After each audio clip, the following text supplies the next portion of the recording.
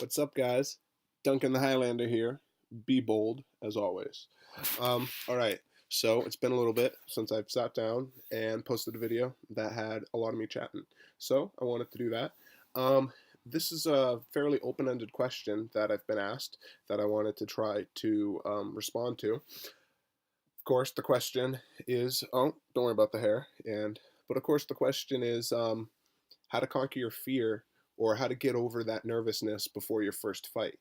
Now, this is a question that I can come back to, and I probably will several times in several months for a couple reasons. Because number one, I don't have a answer, or I don't have the answer. I have a answer for this question. I have my answer for this question, but it's not the only answer. And with that in mind, there'll be things that might affect the way I see this question down the line.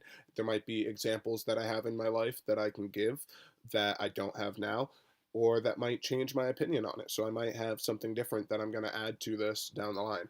But for now, this is my I'm going to give some of my opinions on conquering fear and what it means to be afraid before a fight, and how you can try to harness it. Um, I'm not the best at remembering quotes word for word, but I'm gonna try to paraphrase the best I can and try to point you in the directions towards the things that I remember. And also, I'm gonna get scattered. I'm gonna go lots of different places, but I'm gonna try to make this basically about fighting and about conquering your fear for your first fight, or maybe just how to conquer your fear before any sort of fight in general.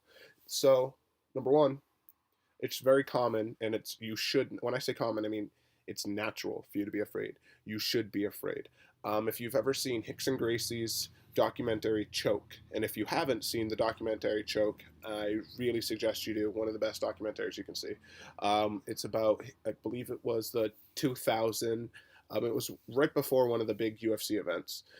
Maybe it was in the 90s. I can't really remember, but it was one of the big Pride events that they had in Japan.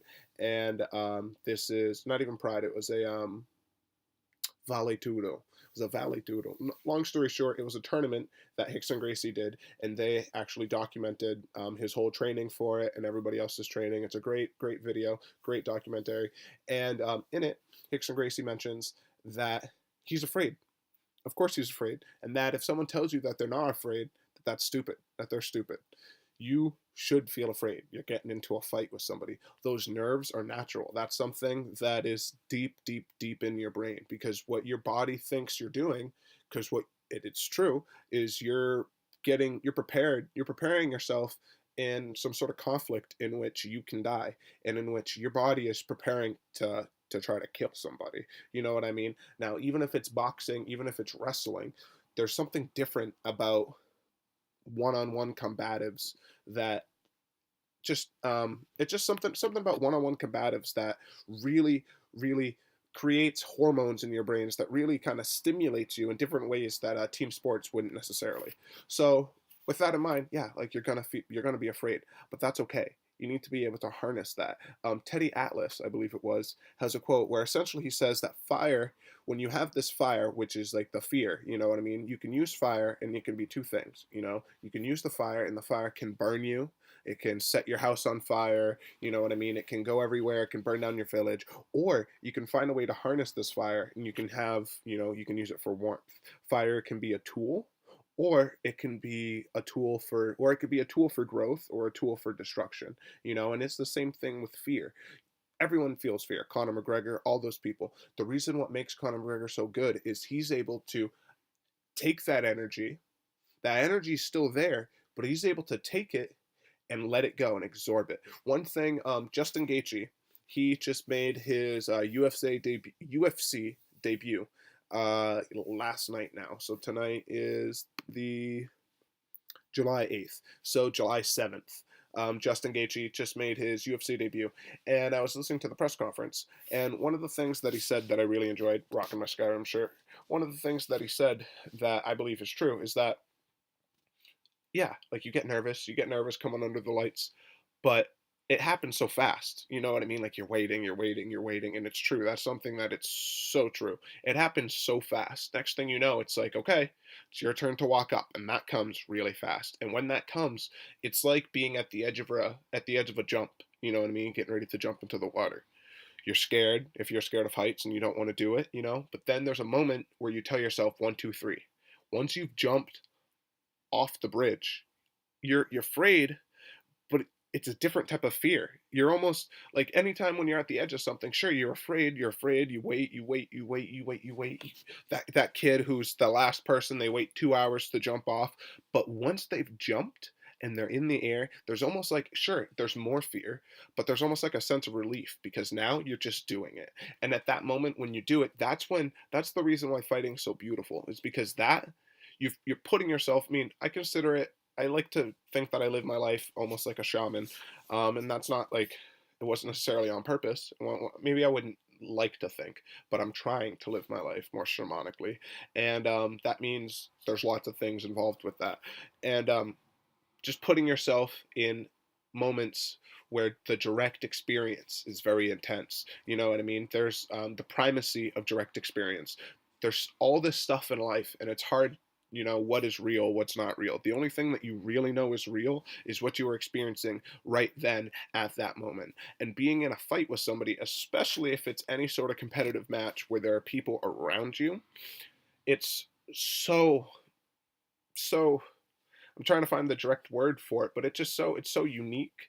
There's so much pressure, but at the same time, there's this e- you can flow. You know, there's this ability that you just kind of let go. Justin Gaethje mentioned once again last night that that when he went back to his corners in between rounds, he just asked if he's doing good because he doesn't even remember what he's done during the round. Now that's kind of an extreme example. For example, I'm thinking while things are going on in the middle of the fight, and that's something that everybody has and changes, yada yada. But just the fact is, once you get past that, there's this release and your body kind of goes into autopilot, and you're amazed at the things you can accomplish because of all of this energy, something that it's not the same in sparring. Even if you're nervous in sparring, it's different because in sparring you're not trying to kill them. Even if you feel like you are, it's just different. There's something about when there's no safeguard and you're really trying to hurt people, and when you know that no one's, and it's not even about hurting people, but it's when you know that you are at your own safety. Only you can protect yourself in there. You know what I mean? And it's like that in any sort of fight, whether it's on the street or whether it's in the cage. And that's something that's very unique about fighting. So so with all that said, I don't know if any of that so far has helped, but with all that said, everybody feels nervous. All right, that's the whole point of that. Everybody does. Another great thing I could point you to is Mike Tyson has this speech where I believe if you just Google Mike Tyson, I'm a god. I listened to that. Not my last kickboxing fight, but for my last MMA fight, I listened to that for maybe 30 minutes straight. I did listen to that for my last fight too. But Mike Tyson goes through and he talks about everything that he experienced at that time before he gets into a fight. And a lot of the things are just really universal and they're accurate because you think about those things. You're afraid about this person beating you. You think about them beating you. As you're back there, you're anxious. But as you get closer to the ring, you get more confident, you know what I mean? And you have to believe in yourself as you get closer to the ring because it's there.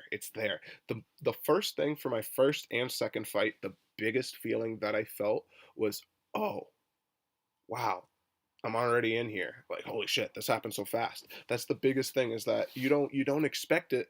You've been waiting all this time. And the next thing you know, the night's over and you've already had your fight. And your fight comes up really fast. So that's something that's just part of the game. You know what I mean?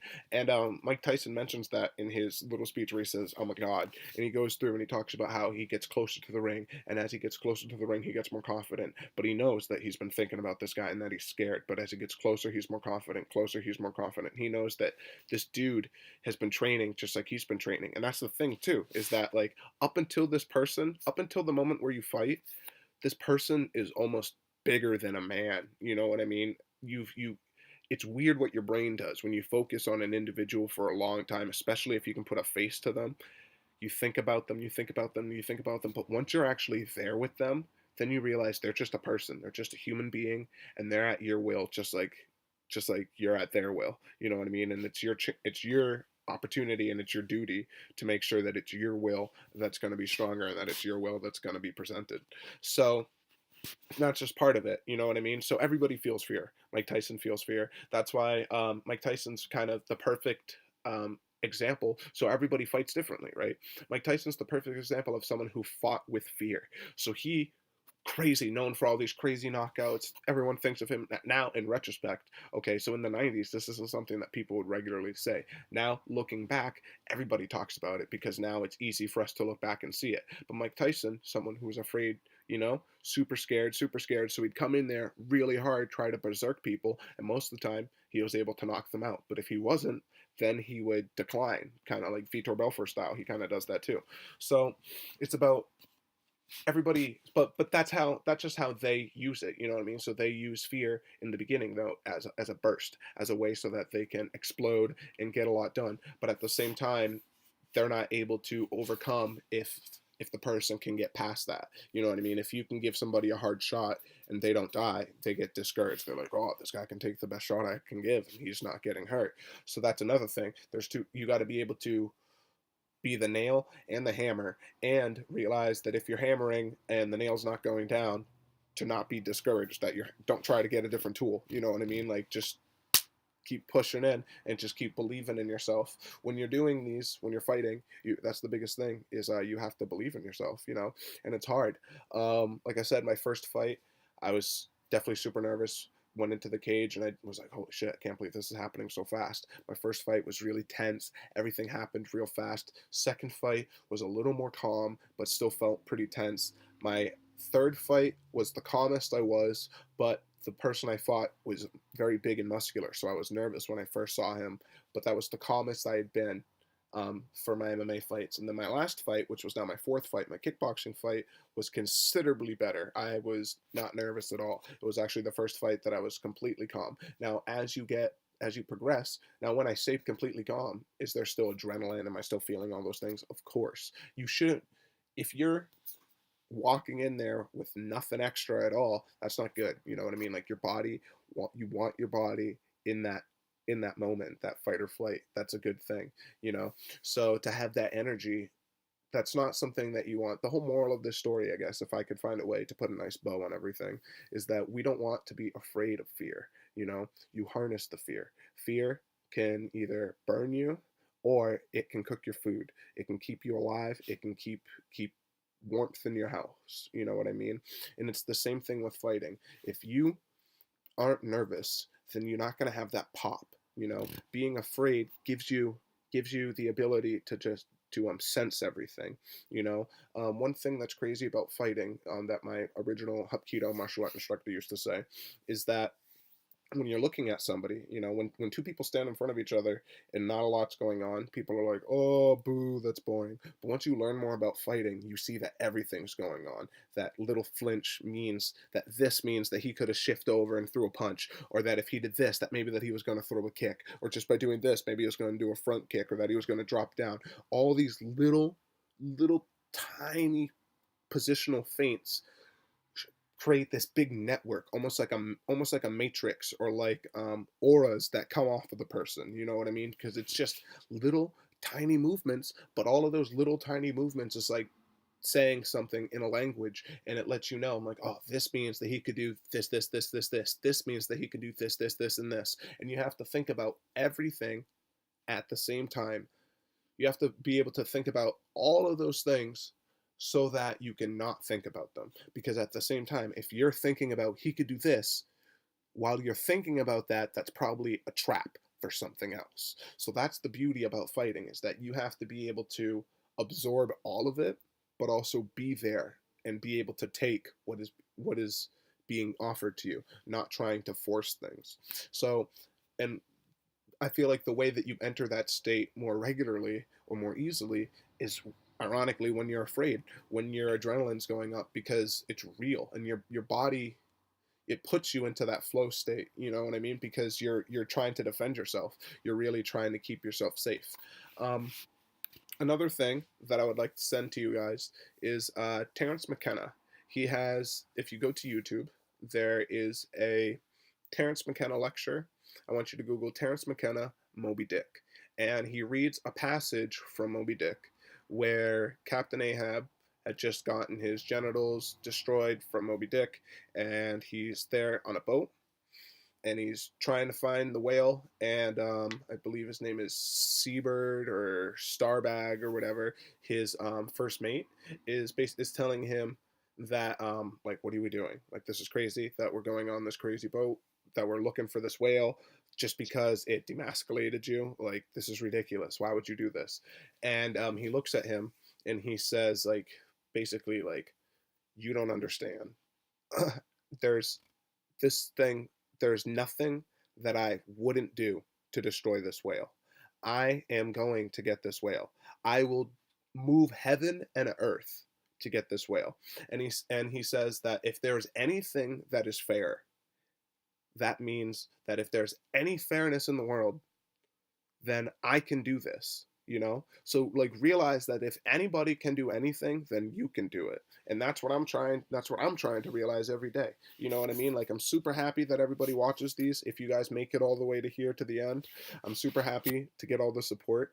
But, like, I'm just out here grinding too. You know what I mean? Like, I'm trying to do everything I can. I'm working 40 hours a week, babying, fucking doing Hapkido, not Hapkido, doing MMA, doing jujitsu, and trying to bump out these videos, you know? So whenever I get the chance, I'm here. Posted out a quick video so I can post it out for you guys. Something about fear. Good thing, you know? So I hope, long story short, sorry about that. I hope this helped you, okay? These videos are going to get better. I still haven't gotten a camera. I have a couple friends who have some cameras, and I'm hoping that maybe I can do some collabs with them, get them to kind of help me, preferably so that I can record off of their equipment and that I can have another body to work with. I would like to try to do something about the Floyd Mayweather Conor McGregor fight. So if you guys have any questions specifically about the Floyd Mayweather Conor McGregor fight, please leave them in the comment section below.